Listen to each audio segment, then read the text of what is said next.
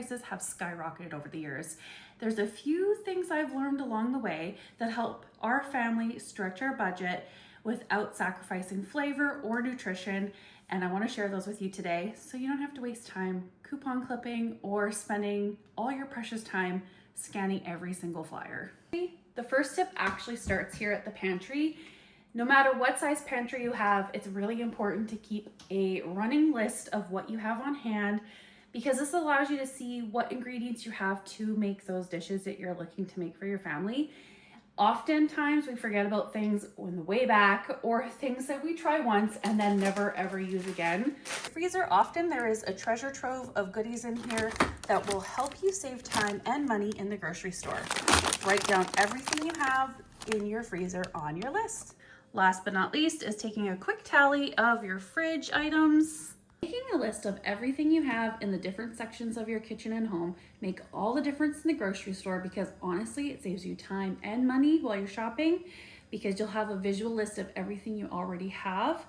Paired with this and a meal plan, you will save so much time in the grocery store as well as at home, because honestly, when everyone comes home and asks you what's for dinner, at least you'll have an answer and a meal plan ready to take action. Now I'm going to give you a few more tips on some of the things that I've done. One of those is actually building my own tool set and things that I do in the kitchen each and every week. And I think once you have a few tools in your tool belt, it'll make all the difference in being able to stretch your dollar that much further in the grocery store. My other tip is to buy your bananas when they're on sale, or wait till they're too brown on your counter and throw them into the freezer. But when you pre-peel them and throw them in the freezer, they're ready to go. And honestly, I can say that my banana bread is 1000% better from these bananas than the ones that were kind of iffy on the counter. I have a coffee confession, and that is that I have a beautiful Nespresso and I love this machine so much. I just haven't been using it. And over the last 6 months or so, our family has made the switch to French press coffee, and occasionally I buy Nespresso pods, but I have perfected a French press coffee. Yes, this is empty and it's sad. I have consumed enough caffeine for the day. But this is another way that we save money, because the pods are fantastic and they make a perfect cup of coffee every single time. This is just a more cost-effective way for us to enjoy our coffee.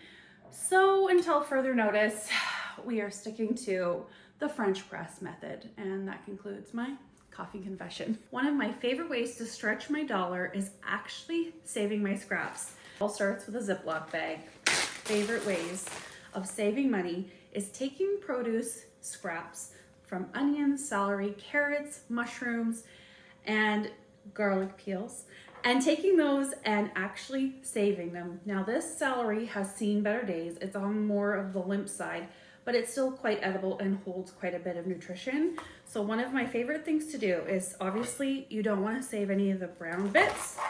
There's just a little bit there. Nice and crisp and clean. And then I'm also gonna chop off the end here. I'm gonna take this celery. I'm gonna give it one more chop.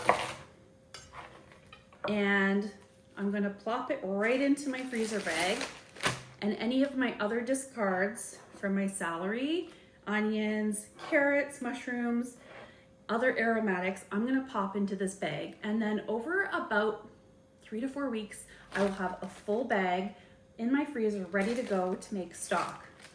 And one of my other favorite tips, which I think you might have heard of before, but it's literally taking your rotisserie chicken bones and freezing them for when you need them. Combining those two bags is the perfect amount to make a delicious, nutrient-rich stock. I always have one of these on hand. It is such a time saver, and I also freeze it as well, just for those days I don't have time. One of my other favorite tips is taking something and stretching it. I'm gonna show you my next tip, and might kind of blow your mind. I like to sneak things in where I can, and one of those ingredients is red lentils. They are packed full of nutrition, fiber, protein, they absorb flavor extremely well. One of those ways is putting about a half a cup into my ground meat when I'm making literally anything. For Taco Tuesday, I added 1 cup of red lentils to our taco meat.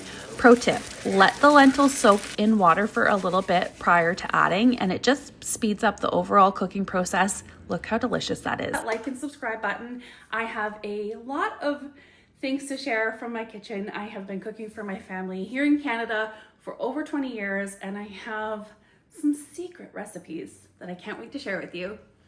That's all for now. Did I just film my first YouTube video? I think I did. Oh my gosh.